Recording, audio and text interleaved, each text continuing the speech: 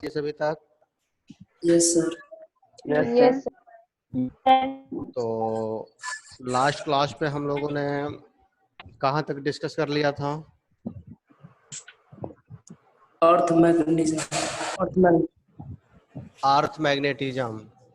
उसमें किसी को डाउट तो नहीं होगा, खुद ही जितना आपके सिलेबस में है उससे कहीं ज्यादा मैंने उसमें बताया था। तो एविडेंस थोड़ा बताना सर। एविडेंस बता दो फिर से। यस तो सर। आप बस विद इन 2 मिनट आप उसको सुन लो। देखो, एविडेंस में क्या है, मीन्स ऐसे प्रूफ जिनके बेसिस पे हम कह सकें कि अर्थ आल्सो शोज मैग्नेटिज्म, अर्थ के अंदर भी मैग्नेटिज्म की प्रॉपर्टीज है। इसके लिए कुछ एविडेंस, हमने पहला एविडेंस का जिक्र किया था कि सपोज अ फ्रीली सस्पेंड, सिर्फ सुनिए, बिल्कुल कोई कमेंट नहीं, a freely suspended magnet just like bar magnet always stay in north and south direction। हम जब भी किसी मैग्नेट को जस्ट लाइक योर डस्टर, आप इसको जो फ्रीली सस्पेंड कराते हैं ये हमेशा नॉर्थ और साउथ डायरेक्शन में स्टे होती है। अगर हम इसको घुमाना भी चाहें तो after some time it remains its position, अपनी इनिशियल पोजीशन में आ जाती है।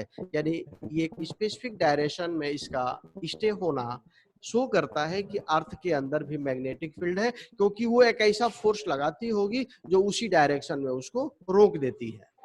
सेकंड हमने एविडेंस आपको बताया था कि सपोज दैट अगर किसी मैग्नेट्स के लिए अगर हम magnetic field lines which are imaginary and starts from north ends to south pole, तो उनके एक्सिस और इक्वेटर पे कुछ इस तरह से दो नल पॉइंट्स मिले थे।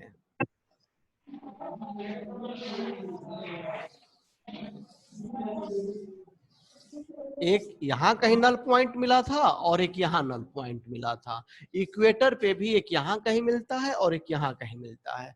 तो नल पॉइंट जहां मैग्नेटिक फील्ड 0 हो जाती है, मींस इसका मैग्नेटिक फील्ड और अर्थ का magnetic field B is equal BE, बल्कि ऐसे कह लीजिए, यानी कि B हो गया इस मैग्नेट के लिए, अब BE हो गया अर्थ के लिए। इन दोनों की वैल्यू अपोजिट और इक्वल आ जाती है, इसलिए यहाँ पर नेट वैल्यू 0 हो जाता है।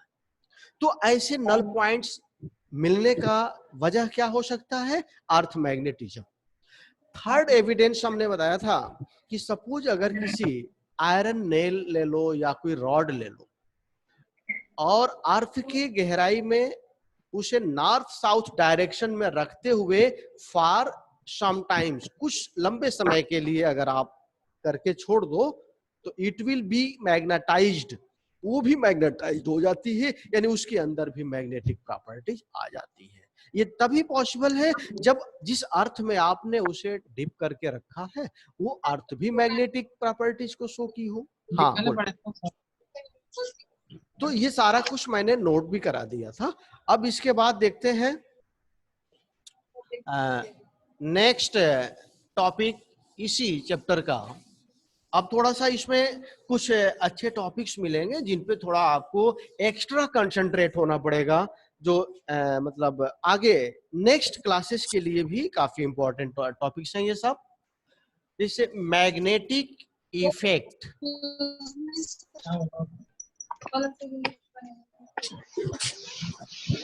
Magnetic effect of current, electric current कहिए या केवल करंट? सर, हाँ बेटा बोलो। सर उस दिन आप बताए थे ना कि एक आयरन रोड को लेके अगर जमीन के अंदर गाड़ेंगे तो क्या रिजल्ट मिलेगा उसका? कुछ दिन के बाद वो भी मैग्नेट जैसा बिहेव करने लगेगा, जैसे बार मैग्नेट होता है ना, निकिल कोबाल्ट को अपनी तरफ खींचने लगता है, तो वो रॉड भी खींचने लगेगी, उसके अंदर भी मैग्नेट के लक्षण आ जाएंगे। ठीक है, आज देखते हैं बेटा। जैसे मैग्नेट आयरन को करता है अट्रैक्ट, वैसे वो भी करेगा? हाँ, वैसे वो भी करने लगेगा। कुछ समय तक जब आप उसको धरती के अंदर गाड़ दोगे नॉर्थ साउथ डायरेक्शन में करके, तो जैसे आपका मैग्नेट लोहे को खींचता है ना अपनी तरफ, तो वो खुद भी खींचने लगेगा, उसके अंदर भी मैग्नेट के लक्षण आ जाएंगे। आप सीधा ऐसे जानिए, ठीक है। अब बेटा देखते हैं मैग्नेटिक इफेक्ट ऑफ करंट, ये क्या है। तो इसके पीछे एक लंबी कहानी है। एक साइंटिस्ट हुए थे ऑरेस्टेड,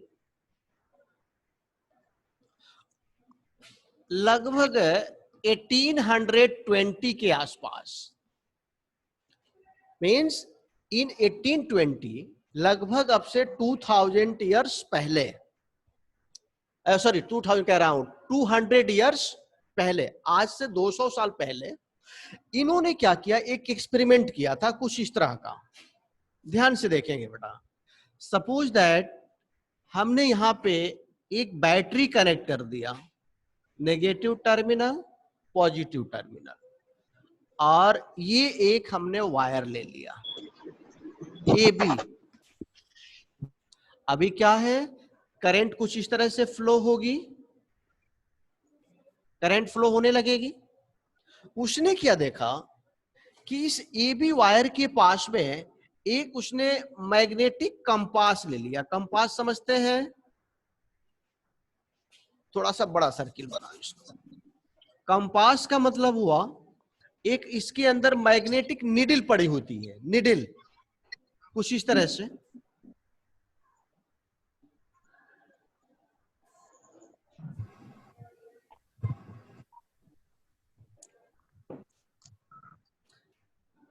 एक एंड को हम नॉर्थ कहेंगे या दूसरे वाले को साउथ। ये पिवोटेड रहती है इस पॉइंट पर, इसके सेंटर पे पिवोटेड है, वो इसके अबाउट वो रोटेट हो सकती है, घूम सकती है, जिधर को फोर्स लगेगा उधर वो घूम जाएगी। अब हम लोग देखें क्या, ऑरस्टेड ने जो अपने एक्सपेरिमेंट में किया क्या, तो जैसे ही इसमें उसने करंट फ्लो कराया, आई एम्पियर की करंट इसमें फ्लो होने लगी, तो उसने देखा कि यहां इस कंपास में, कंपास मींस जो मैग्नेटिक निडल है, इट गेट डिफ्लेक्टेड, इसके अंदर जो है कुछ डिफ्लेक्शन आ गया। कब, जब करंट फ्लो हुई तब। और जैसे ही मैंने करंट को ऑफ किया, मान लो हमने यहाँ पे एक स्विच लगा दिया है ऑन ऑफ के लिए, तो जैसे हमने करंट को ऑफ किया, ये जो हमारी मैग्नेटिक निडल है ये घूम करके इस रूप में, जैसे इसका ये पोजीशन है, सपोज ये नॉर्थ है और नीचे साउथ है, ये पोजीशन था। जब करंट फ्लो होने लगी तो अब ये वर्टिकल सीधा ना होकर के थोड़ा देखिए ये तिरछा हो गया है, यानी इस पर एक फोर्स लगा है। अब जैसे ही करंट ऑफ करते हैं फिर अपनी पोजीशन में आ जाता है, फिर करंट को फ्लो कराते हैं, फिर ये थोड़ा सा रोटेट होके इस पोजीशन में आ जाता है। ये क्या शो कर रहा है कि जैसे करंट इसमें फ्लो हुई तो इसके चारों तरफ एक ऐसा फील्ड डेवलप हो जाता है जिसमें एक मैग्नेटिक फोर्स लगने लगता है। तभी तो ये हमारा कंपास क्या हुआ, डिफ्लेक्ट किया, इसमें थोड़ा सा एक विक्षेप आ गया। तो ये डिफ्लेक्शन का वजह क्या था, यहां पे एक मैग्नेटिक फील्ड का प्रोड्यूस होना। बात समझ में आ रही है। तो आर्स्टेड एक्सपेरिमेंट का, hello hello students, Yes, sir. हाँ, तो क्लियरली इस चीज को जान लीजिए कि आर्स्टेड ने अपने इस एक्सपेरिमेंट में सिर्फ इसी बात को इंडिकेट किया कि when an electric current flow in a conductor, जब भी किसी कंडक्टर आई मींस किसी भी वायर में होके जब करंट फ्लो होती है तो अपने अराउंड, यानी उस वायर के चारों तरफ एक मैग्नेटिक फील्ड प्रोड्यूस हो जाती है। That's okay. अब इसी को एक स्टेटमेंट में आप याद रखेंगे,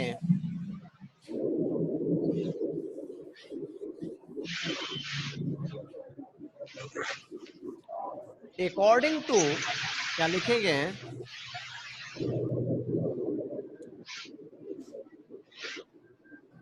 according to Oersted experiment in 1820, a current carrying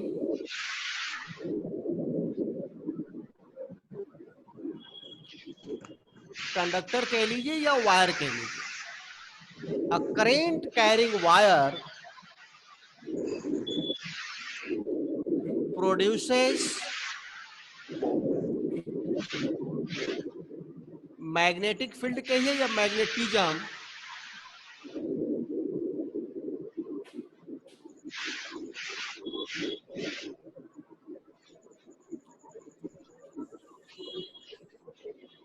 around itself,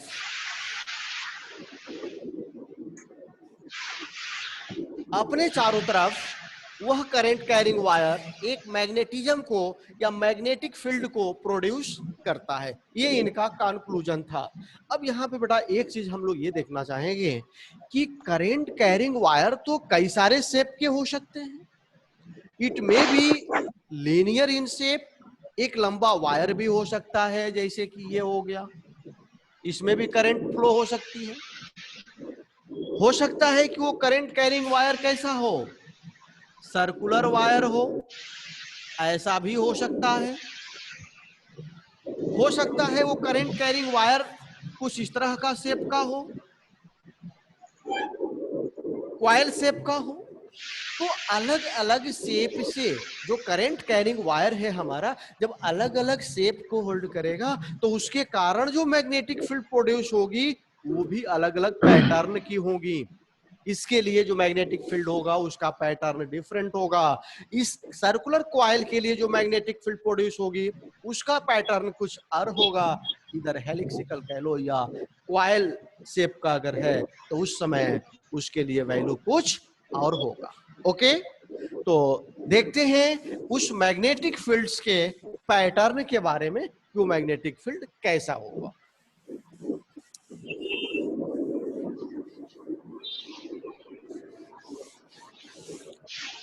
The next topic will be the pattern of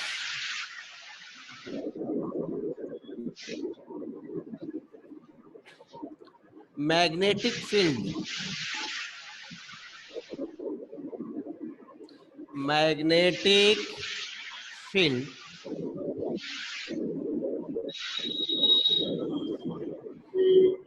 तो उन्हीं वायर के शेप के बेस पे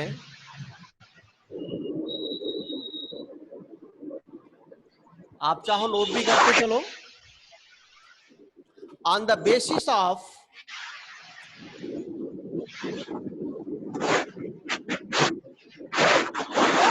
shape of wire, wire means current carrying wire, on the basis of shape of current carrying wire, उस current carrying wire के shape के base पे कि वो किस शेप का है, पैटर्न ऑफ कैपिटल बी का मतलब होता है magnetic field, pattern of B is different, अलग अलग होगा। तो देखते हैं किसके लिए कैसा होगा। फर्स्ट सर पैटर्न का स्पेलिंग देखिए, डबल टी होगा बेटा, हाँ छूट गया तो देख लिया करना, ठीक है। जस्ट क्या हाँ ये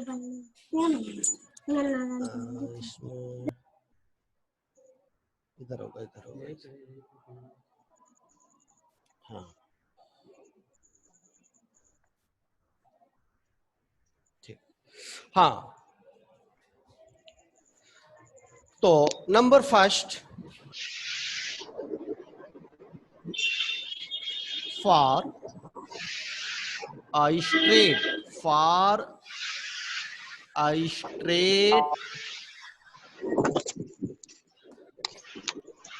वायर, करंट वायर भी कह सकते हैं, करंट वायर, सीधा अगर करंट वायर है तब मैग्नेटिक फील्ड का पैटर्न क्या होगा। बहुत ही इंपॉर्टेंट टॉपिक है बेटा, आपसे में भी पूछा जाए बोर्ड एग्जाम्स।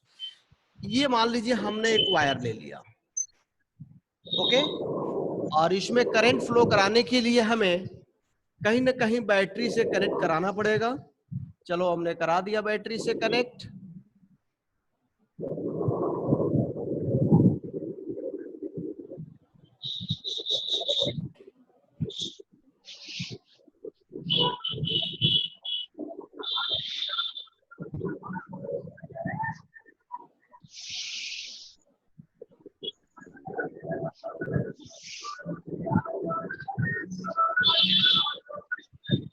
अब यहाँ ये पॉजिटिव टर्मिनल है, नेगेटिव टर्मिनल है, करंट ऐसे फ्लो होगी, ये करंट ऐसे जाएगी। सपोज दैट ये आपका वायर ए बी है, एक जो सीधा वायर है, स्ट्रेट वायर, इसके लिए कैसा पैटर्न होगा? तो याद रखें, these are the circular in shape या कॉन्सेंट्रिक सर्कुलर शेप,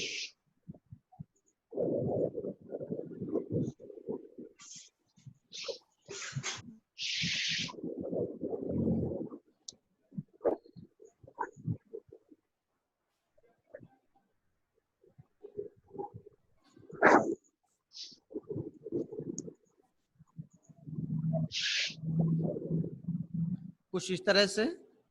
ये सभी के सेंटर इस वायर के ऊपर होंगे,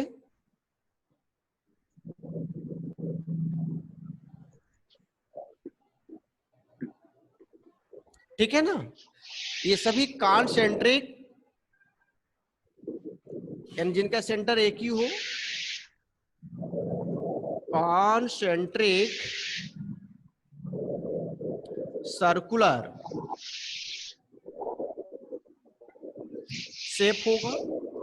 अब यहां पे एक चीज हमें जानना है कि डायरेक्शन फिर क्या होगी, क्या ये क्लॉकवाइज होगी या फिर एंटी क्लॉकवाइज होगी? तो अभी तो आप सिर्फ ये जान लो, अभी जस्ट इसके बाद मैं डायरेक्शन के लिए भी एक आध रूल बताऊंगा। यहां पे इसकी जो डायरेक्शन होगी, it will B anti clockwise. कैसी होगी? एंटी क्लॉकवाइज होगी। जैसे इस तरह से, जैसे आपकी घड़ी रोटेट घूमती है ना, घड़ी के अपोजिट, एंटी क्लॉकवाइज। कब? जब करंट यहाँ अपवर्ड ए से बी की तरफ, ऊपर की तरफ मैंने फ्लो किया है, उस केस में करंट की डायरेक्शन एंटी क्लॉकवाइज होगी। इसकी जो डायरेक्शन हमने यहाँ पे दिखाया, डायरेक्शन यहाँ लिख लेंगे एंटी क्लॉकवाइज।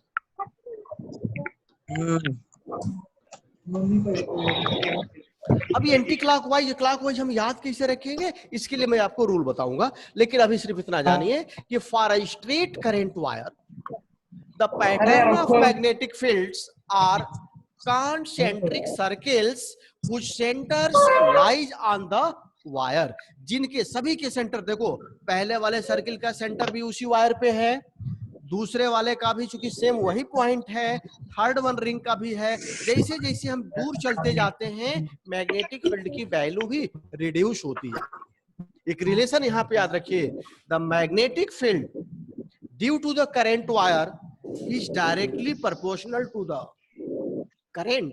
आई की वैल्यू जितनी लार्जर होगी, जितनी ज्यादा एम्पियर की करंट फ्लो होगी, the value of B will be so high, इस वी की वैल्यू भी उतनी ही ज्यादा होगी।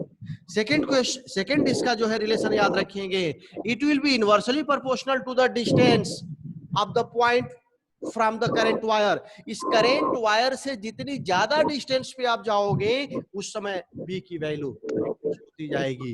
It will be inversely proportional to the distance of that point. उस पॉइंट से अगर हम यहां जानना चाहते हैं, तो ये जो डिस्टेंस है जितनी ज्यादा होगी, बी की वैल्यू उतनी कम होगी।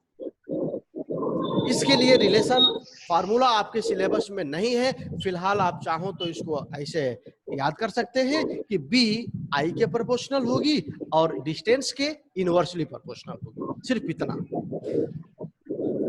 इसमें आप एक चीज चाहो तो नोट भी कर सकते हो, मैं खुद ही कर दे रहा हूं इसी टॉपिक में। For a straight current wire के लिए, for a straight current wire में आप लिख सकते हो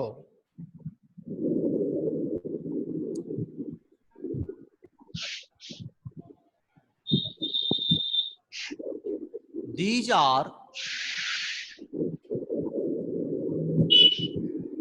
concentric circles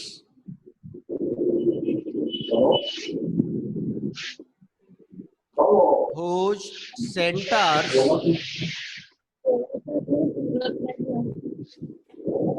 are on the wire। जिनके सेंटर्स वायर पे हो गए एंड दियर क्या है बेटा, एंड दियर डायरेक्शन। सर ये जो फर्स्ट सेकंड लिखे हैं बी इन्वर्टेड विद आई। हाँ हाँ ठीक है, बोलिए। Yes sir. ये क्या रिप्रेजेंट कर रहा है? सर एक बार फिर से बता दीजिए।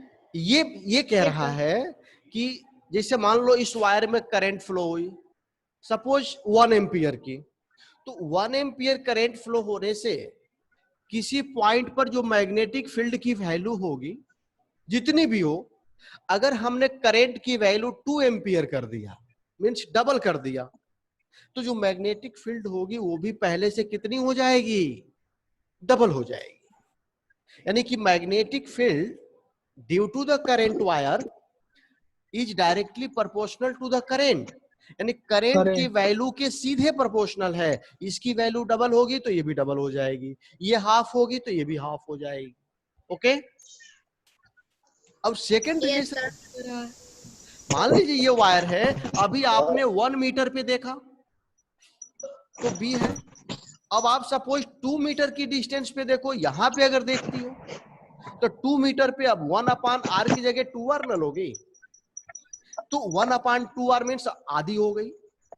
डिस्टेंस अगर बढ़ जा रही है तो उसकी वैल्यू उसी रेशियो में कम हो जाएगी, डिक्रीज कर जाएगी। तो ये दोनों रिलेशन शो कर रहा है। तो यहाँ पे इन पॉइंट्स को थोड़ा सा जान लो कि these are concentric circles whose centers are on the wire and their direction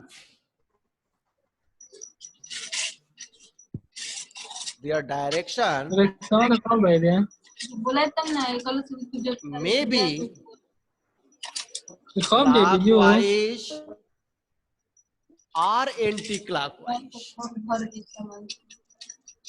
वो क्लॉकवाइज भी हो सकता है और एंटी क्लॉकवाइज भी हो सकता है। अब ये किस बात पे डिपेंड करेगा कि क्लॉकवाइज कब होगा, उसको आगे रूल में देखेंगे।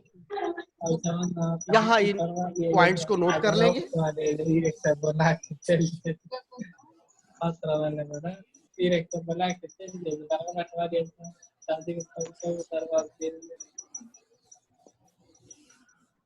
यहाँ देखिए, डायरेक्शन के लिए एक रूल है यहाँ,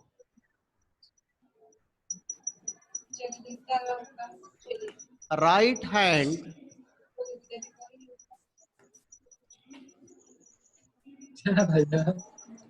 thumb rule.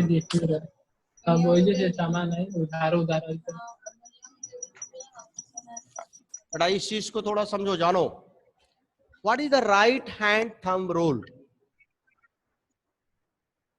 To determine the direction of magnetic field due to a current wire, this rule is as, suppose that ये आपने एक वायर लिया और इसमें करंट की डायरेक्शन किधर है? अपवर्ड। अपवर्ड है सर। A to B. ध्यान से देखिए, अभी आपने ये तो जान लिया कि जो मैग्नेटिक फील्ड का पैटर्न क्या होगा? सर्कुलर। बट इसकी डायरेक्शन क्या होगी? वी डोंट हैव, हमारे पास कोई आइडिया नहीं है कि इसका डायरेक्शन क्या होगा। ये हम चलते हैं राइट हैंड थंब रूल को, समझते हैं क्या कह रहा है। सपोज दैट आप ऐसे जानो, उस वायर को आपने ऐसे पकड़ लिया, जैसे ये वायर था, ये वायर आपने लिया और इसको जो है आपने ऐसे पकड़ लिया अपने राइट हैंड से। कौन से हैंड से? राइट हैंड से। कि आपका जो थंब है definitely should be along the direction of current in the wire. आप इस तरीके से उसे होल्ड करेंगे कि आपका थंब किधर की ओर हो? करंट की डायरेक्शन में। तो करंट बेटा किधर है? अपवर्ड है ना, ऊपर की तरफ। आप अपने थंब को, अंगूठे को ऐसे करके इस तरीके से पकड़ोगे, ऐसे। ओके, ये आपने पकड़ लिया। अब आप देखो कि इस केस में आपकी जो फिंगर्स हैं इनका कर्ल कैसा है? अपने तरफ से ऐसे करके देखिए, कर्ल का रोटेशन क्या है, क्या क्लॉकवाइज है या एंटी क्लॉकवाइज है? तो आप देखोगे कि ये डेफिनेटली एंटी क्लॉकवाइज आपको दिखेगा, एंटी क्लॉकवाइज दिखेगा। तो एंटी क्लॉकवाइज मीन्स ऐसे, ये इसकी क्या हो जाएगी, डायरेक्शन हो जाएगी। ओके, तो अब आप इसको कैसे याद रखोगे, ये तो मैंने अभी आपको बता दिया 30 सेकेंड्स में, लेकिन ये आपको याद नहीं रह पाएगा, इसके लिए कुछ आपको नोट्स करने पड़ेंगे। तो आप इसको ऐसे कर लो,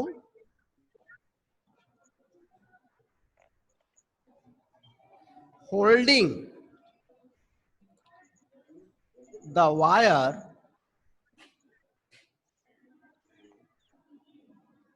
बाय आवर राइट हैंड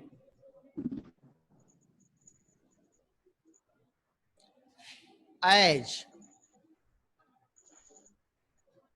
कुछ इस तरीके से आपको होल्ड करना है, as the thumb is along the current in wire। कुछ इस तरीके से आपको होल्ड करना है उस वायर को कि हमारा थंब, राइट हैंड से थंब करना है कि thumb is along the current in wire, wire में करंट की डायरेक्शन में हो। Then the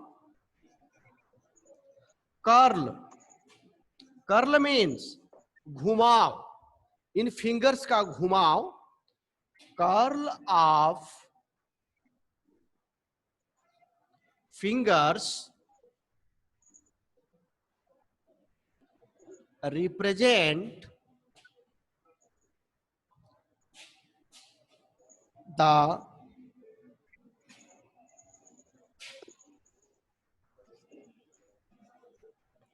magnetic field lines.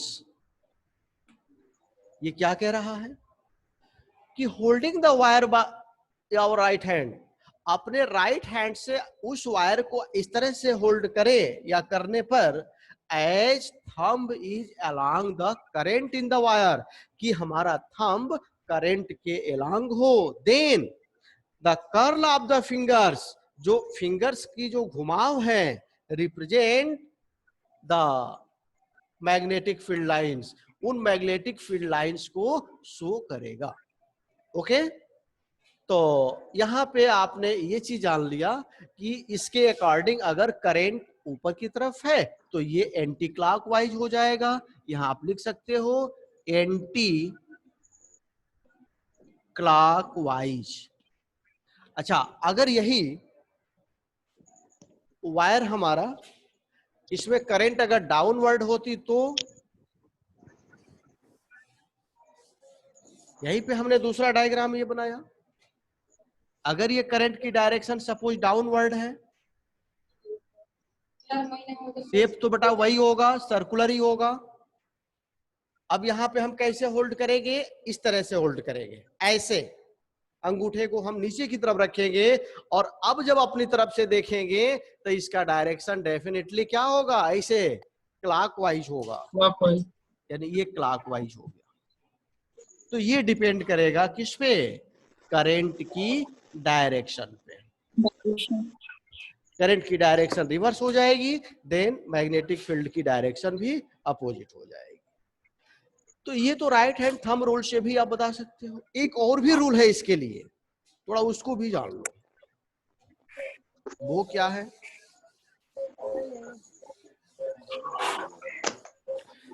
एक बड़े साइंटिस्ट थे मैक्सवेल्स, तो मैक्सवेल्स ने भी डायरेक्शन ऑफ मैग्नेटिक फील्ड के लिए एक लॉ उसने भी दिया था कुछ इस तरह से।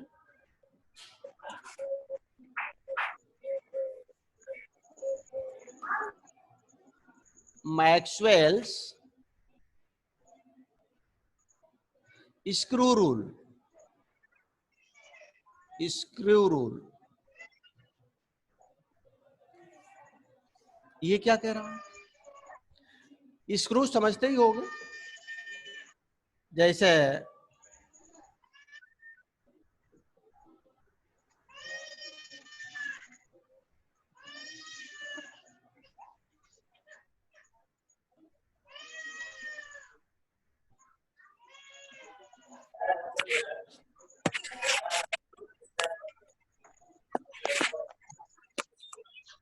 ये एक स्क्रू है,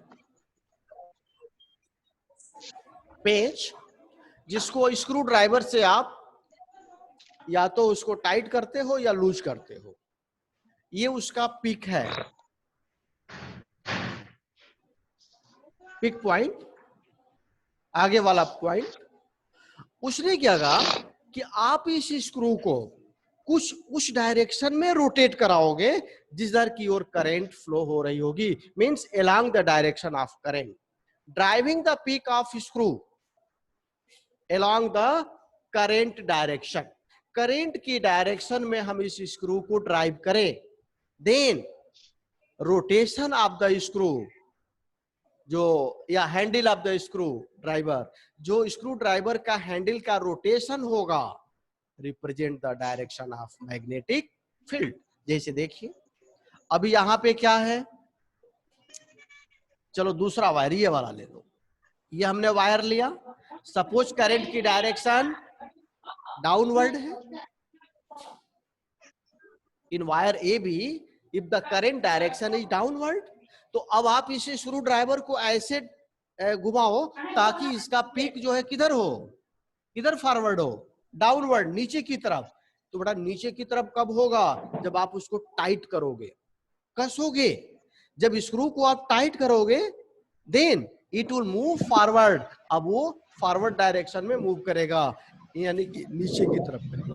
अब जब उसको कसोगे तो कसते समय उसका रोटेशन क्या होगा, घूमने का, definitely it will B clockwise, घुमाते समय उसका जो होगा वो क्लॉकवाइज होगा, यानी ये उसका डायरेक्शन हो जाएगा clockwise.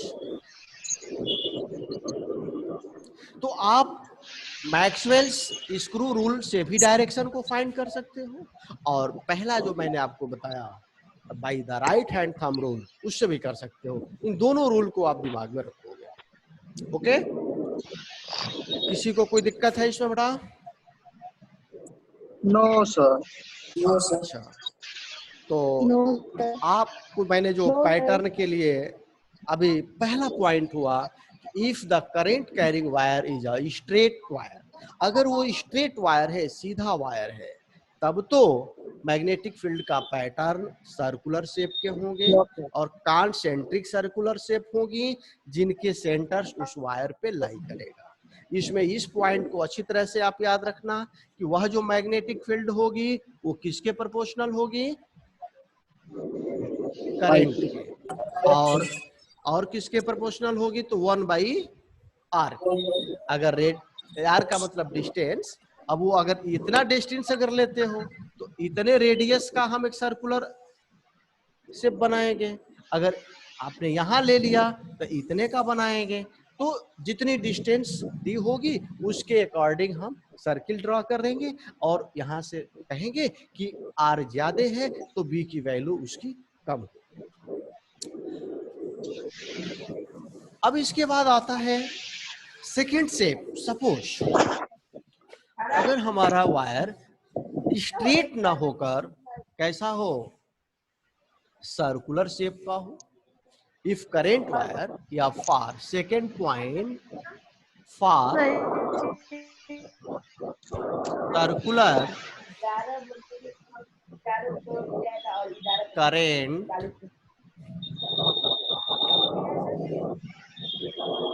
For circular current wire, अगर करेंट वायर हमारा सर्कुलर शेप का हो, सर्कुलर शेप कैसा हो सकता है,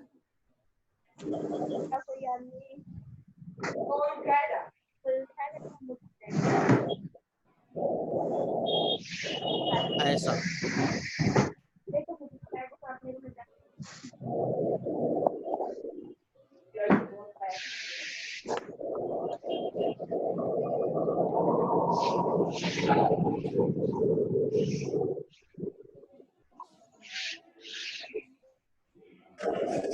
ठीक है, यहां पे हमने एक बैटरी कनेक्ट करा दिया।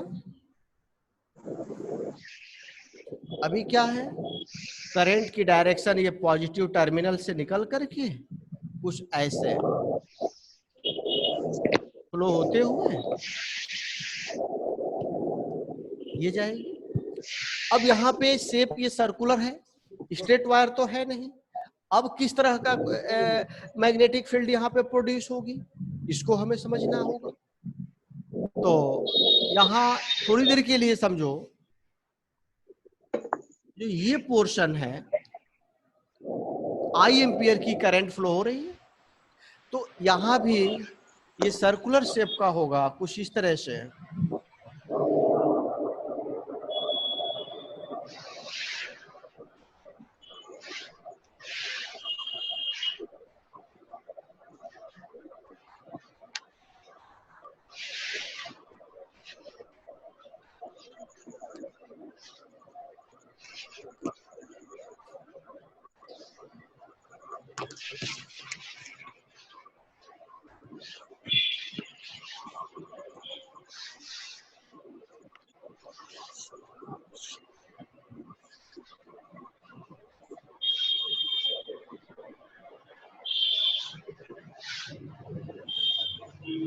कुछ ये डायरेक्शन होगी इनकी, शेप सर्कुलर ही होगा।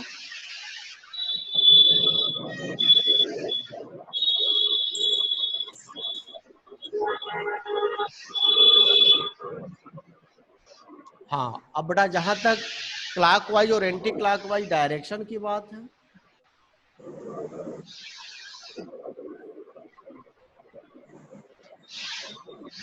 ये इसका सेंटर है।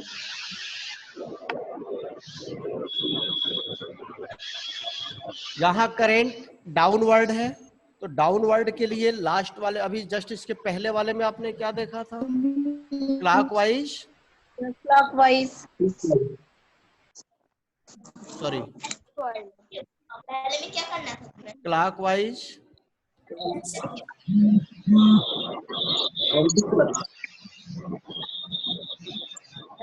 और जहां पे करंट ऊपर की तरफ एंटी क्लॉकवाइज। एंटी क्लॉकवाइज, इस तरह से। अब जरा बीच में जरा ध्यान दो, इधर का जो 50% पोर्शन, हाफ पोर्शन जो वायर है, उसके लिए डायरेक्शन किधर है, इस पॉइंट पे अपवर्ड, और यहां से भी upward, means at the centre of coil the magnetic field will be maximum. ध्यान से देखिए, इस कॉइल के सेंटर पे ये जो रिंग्स दिख रही हैं, इन पे भी डायरेक्शन अपवर्ड है और यहाँ भी अपवर्ड है, यानी कि सर्किल के सर्कुलर रिंग के अंदर में मैग्नेटिक फील्ड की डायरेक्शन